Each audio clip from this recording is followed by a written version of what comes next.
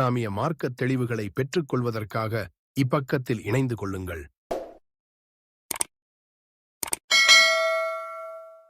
அல்ஹம்துலில்லாஹி ரப்பில் ஆலமீன் வஸ்ஸலாத்து வஸ்ஸலாமு அலா அஷ்ரஃபில் முர்சலீன் வ அலா ஆலிஹி வ ஸஹ்பிஹி வ மன் தபிஅஹும் பி இஹ்சான் இலா யௌமித்தீன். அம்மா பஅத்.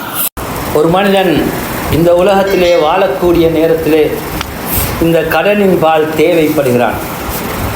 அந்த தேவைக்குள்ள அடிப்படையிலே ஒருவர் கடன் பெறுவது, கடன் கேட்பதிலே எந்த தவறும் கிடையாது.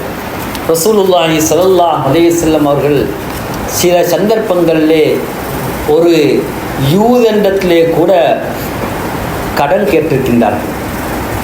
ஒரு யூதனிடத்திலே உணவை எடுத்துவிட்டு கடனாக பெற்றுவிட்டு அவர்களுடைய கவச சட்டையை ஈடாக வைத்து கடன் பெற்றிருக்கின்றார்கள். மனிதன் உலக வாழ்க்கையிலே பல தேவைகளுக்காக வேண்டி கடன் பெறுகிறான். வைத்திய தேவைக்காக கடன் பெறுகிறான். தனது திருமண செலவுகளுக்காக கடன் பெறுகிறான். தனது வீட்டை கட்டுவதற்காக கடன் பெறுகிறான். தனது வியாபாரத்தை மேம்படுத்துவதற்காக வேண்டி கடன் பெறுகிறான். இதிலே தவறு கிடையாது. ஆனால் நாங்கள் ஆடம்பரங்களுக்கு பழகிக் கொள்ளக்கூடாது. எமது திருமணங்களை ஆடம்பரமாக செய்வதற்காக வேண்டி, மற்றவர்கள் செய்வது போன்று செய்வதற்காக வேண்டி நாங்கள் கடன் பட்டுவிடக்கூடாது. வீட்டு தளபாடங்களை இருக்கக்கூடியவைகளை மாற்றி புதியவைகளை மாற்றுவதற்காக கடன்பட தேவையில்லை. சொகுசு வாகனங்களை பெறுவதற்காக வேண்டி, இன்ஸ்டால்மெண்ட் கட்டுவதற்காக வேண்டி நாங்கள் கடன் பெற தேவையில்லை. நாங்கள் அப்படியான ஒரு கடன் எடுக்க வேண்டிய நிலைமை வந்தால் அதனை எப்படியாவது நிறைவேற்ற வேண்டும் என்ற ஒரு நோக்கத்தோடு நாங்கள் கடன் பெறக்கூடிய நேரத்திலே அல்லாஹ் தஆலா அந்த கடனை நிறைவேற்றுவதற்கான வழிகளை எமக்கு அமைத்து தருவான் என்பதிலே சந்தேகம் கிடையாது. இன்று எத்தனையோ பேர் கடன் எடுப்பதற்காக வேண்டி, வட்டிக்காக கடன் எடுப்பதற்காக வேண்டி செல்கிறார்கள். இன்று எத்தனையோ நிறுவனங்கள் இருக்கின்றன, அவர்கள் கடன் கொடுக்கின்றார்கள். ஆனால் கடனை கொடுத்துவிட்டு ஏதோ ஒன்றை எதிர்பார்க்கின்றார்கள், ஏதோ அவர்களுக்கு ஒரு லாபத்தை எதிர்பார்க்கின்றார்கள். ஒரு கடனை கொடுத்துவிட்டு அது எந்த பேர்ல அவர்கள் லாபத்தை எடுத்தாலும் அது வட்டியாக அமைந்து விடுகின்றது என்பதை நாங்கள் விளங்கிக் கொள்ள வேண்டும். ஒரு வியாபாரமாக ஒரு பொருளை நாங்கள் விற்று வாங்கக்கூடிய நேரத்தில் எடுக்கக்கூடிய லாபம் என்பது வேறு. ஆனால் ஒரு பணத்தை தந்துவிட்டு அந்த பணத்திற்காக ஒரு பெனிஃபிட்டை ஒருவர் எதிர்பார்க்கின்றார் என்றால் அது கடனுக்காக எடுக்கப்பட்ட வட்டியாகத்தான் இஸ்லாமிய அறிஞர்கள் நமக்கு சொல்லியிருக்கின்றார்கள். இந்த கடனை நாங்கள் எடுத்த நேரத்திலே அதனை கொடுக்க வேண்டும், அதற்குரிய நேரத்திலே கொடுக்க வேண்டும். நாங்கள் வசதியை வச்சுக்கொண்டு அதை நிறைவேற்றாமல் இருப்பது அநியாயமாக இருந்து கொண்டிருக்கின்றது. ரசூலுல்லாஹி ஸல்லல்லாஹு அலைஹி வஸல்லம் சொன்னார்கள், மத்லுல் கனிய்யி ظுல்முன். ஒரு பணக்காரன், அதாவது ஒருவனுக்கு வசதி இருந்தும் அந்த கடனை நிறைவேற்றாமல் இருப்பது அநியாயம் என்று நபி ஸல்லல்லாஹு அலைஹி வஸல்லம் அவர்கள் சொன்னார்கள்.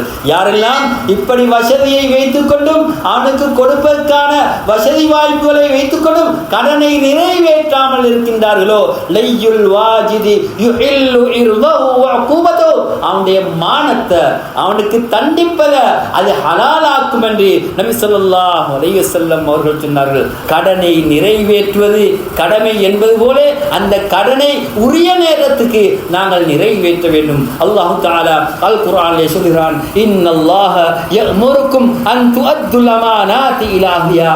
அமானிதங்களை நீங்கள் பெற்றீங்களா, அதை உரியவர்களுக்கு நீங்கள் நிறைவேற்றி விடுங்கள் என்று அல்லாஹ் சுப்ஹானஹு வ தஆலா நமக்கு கட்டளையிடுகிறான். கடனை பெறுகிறோமா, கடனை கொடுக்கின்றோமா, அதனை உரிய முறையிலே நாங்கள் எழுத வேண்டும். அதனை அழகான முறையிலே தெளிவான முறையிலே எழுத வேண்டும். நாங்கள் திடீரென்று மரணித்தால் எங்களுடைய பிள்ளைகள், எங்களுடைய சொந்தக்காரர்கள் அதனை பார்த்து விளங்க வேண்டும். அதுக்குரியவர்களுக்கு அதனை கொடுக்க வேண்டும். அல்லாஹ் தஆலா அல் குர்ஆனிலே கடன்களை எழுதுங்கள் என்று அல்லாஹ் நமக்கு கட்டளையிடுகிறான். கடன்களை எழுதக்கூடிய பழக்க வழக்கம் எம்மில் பலரிடத்திலே கிடையாது. அல்லாஹ் தஆலா வலியுறுத்தி கூறக்கூடிய அம்சங்களிலே ஒன்று இந்த கடனை எழுதுவது. அதை தெளிவாக எழுத வேண்டும். நாங்கள் கபருக்கு சென்றால் நாங்கள் நிம்மதியாக இருக்க வேண்டும் என்றால் நாங்கள் இந்த கடன் விடயத்திலே நாங்கள் ஹலாலான முறையிலே, மற்றவர்களுடைய ஹக்குகளை எடுக்காத முறையிலே, மற்றவர்களுக்கு அநியாயம் செய்யாத முறையிலே நாங்கள் சென்றால்தான் நாங்கள் அந்த கபரிலே நிம்மதியாக நாங்கள் தூங்கலாம் என்பதை நாங்கள் விளங்கிக் கொள்ள வேண்டும். இந்த கடன் என்பது மிக பொறுப்பான ஒரு விடயமாக இருக்கின்றது. கடன் இல்லாமல் மனிதனுக்கு வாழ முடியாத என்ற ஒரு நிலையிலே தான் நாங்கள் இருந்து கொண்டிருக்கின்றோம். ஆனாலும் நாங்கள் எப்பொழுதும் இந்த விடயத்திலே அல்லாஹ்வை பயந்து கொள்ள வேண்டும், அல்லாஹ்வை பயந்து நடக்க வேண்டும். மற்றவர்களுடைய ஹக்குகளுக்கு நாங்கள் எந்த விதத்திலும் அநியாயம் செய்துவிடக்கூடாது.